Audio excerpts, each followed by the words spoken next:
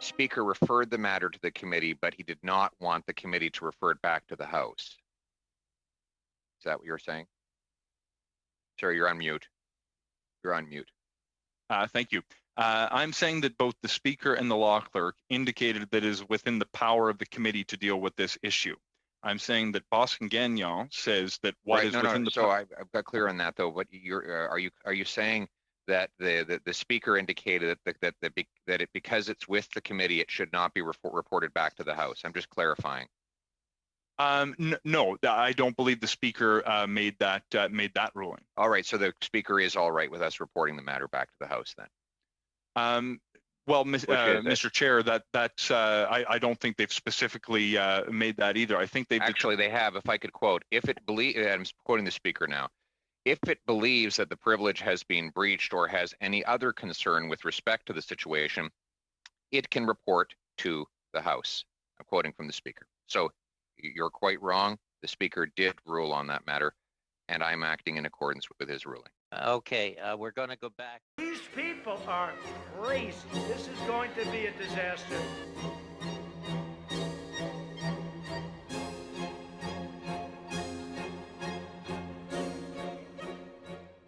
McLeod. Well, it feels like we're back in 1984. Let's start with the circular logic. So the Speaker of the House received a point of privilege about the cover-up of these documents, and he said, I can't deal with this, send it over to the committee. Here we are at committee. And now Liberal members are arguing, the committee can't deal with this, let's leave that with the Speaker. In Orwell's great work, there was these loudspeakers that used to yell out to get people into the rhythm of circular thought and confuse them. And the poem they would repeat over again was, under the spreading chestnut tree, I sold you and you sold me.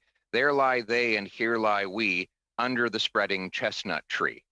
Well, here we are, under the spreading chestnut tree, listening to the circular logic of Liberal members who try to bounce this issue back and forth, keep it out of everyone's hands so that it's nowhere and nothing. We want the truth, and we are going to pursue the truth. And speaking of the truth, the second argument of our Liberal colleagues here is that the truth no longer exists because of prorogation. Not only did prorogation shut down the debate, it erased history. Now they're telling us there never were any documents. They didn't exist. The committee never received a thing. What are you talking about? That page of history has been erased by the Ministry of Truth. The officials there just went through and erased that out of existence. So there have been no documents. There is no the Kielburgers, we don't have any record of their existence. Everything faded into mist. The past was erased, the erasure was forgotten, and the lie became truth. That's what we have before us right now. Mr. Chair, if you are still with me here in the real world, I think you will agree that we did receive documents. They were covered in ink. They did not respect the will of this committee. A breach of our privilege has occurred. It is only now up to us to report it to the House where it can be voted upon by members and ruled upon by the Speaker. So let us go forth and do our job, and let us put an end to the circular logic, the erasure of history, and the silly games played by the members of the governing party. The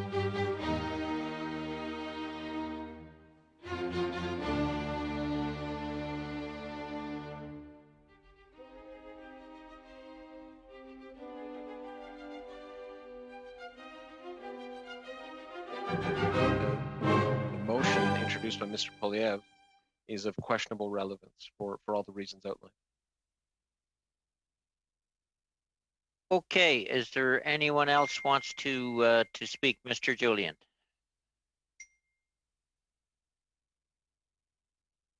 Mr. Julian? Thank you, Mr. Chair. I have to say I disagree with my Liberal colleagues on virtually every interpretation that they have tried to put forward in terms of what privilege means and what committees are supposed to do to deal with that. And it's almost like there needs to be a remedial course on rules of order. The reality is the speaker gave to the committee the ability to report back on this question of privilege. That's point one.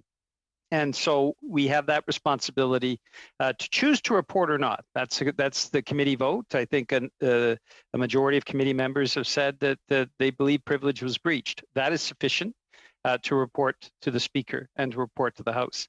Secondly, we have had a number of months now to look through the documents. I've looked through the documents. There is no doubt to my mind that over 1,000 pages that have been completely or substantially censored is simply inappropriate for any committee. We, as members of this committee, have a number of responsibilities. It's true we wear a number of hats, but one of the things that is foremost and should be the foremost in the minds of every single committee member is the importance of maintaining our parliamentary institutions. Committees have the right to request documents, and the government does not have the right to intervene and censor those documents, particularly when a motion directs that any redaction that takes place through the law clerk. And so we have a responsibility to report to the House, a responsibility to say this was a breach of privilege. There is no question. And I think we will find that the Speaker will take a report from this committee very seriously, and I think we will see the interpretation that he makes based on parliamentary precedents. So my final point is this. A number of members have indicated that they're supportive of the idea of a special committee to investigate allegations of misspending. That is, I'm very cheered to hear that. I just gave notice of motion, and I'll be bringing this forward forthwith so that we can put in place a special committee. Now, how does that happen? Mr. Fragascatos is absolutely right. We report to the House does a concurrence debate, and a majority of the members of the House of Commons decide whether or not that special committee is put into place. And so it's two stages. We have now given notice of motion, and hopefully at our next meeting, we will be able to have that debate, to make that decision, and then report to the House. That will be important to do what Ms. Jarowitz has talked about, which is get to the pre-budget hearings as well. Though I would say we would be doing pre-budget hearings now if it wasn't for the fact that the Prime Minister prorogued this committee and prorogued Parliament back in August. And so we would already be doing that work. And that's all I have to say. I will be supporting, of course, the motion of privilege. It's defending our committee responsibilities and rights.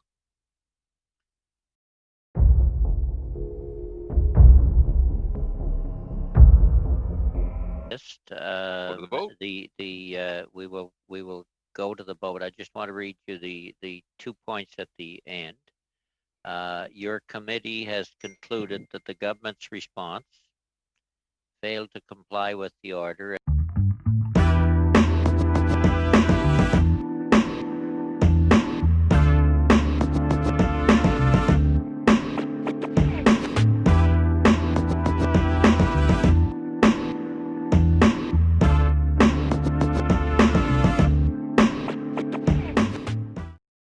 For a while longer, but I'm hoping that we can continue this conversation and stuff. I would like to suggest if we could suspend for 5 minutes, Mr. Chair. Would that be all right? Well, I'm thinking of that because I need a washroom break, to be honest with you. So I'm going to suspend for about 8 minutes. I'd be happy to take the chair, vice chair. No, we will suspend. We will suspend for 8 minutes. I don't mind. And come back to the next speaker. I know you don't mind, but I remember one time when my lights went out, Pierre.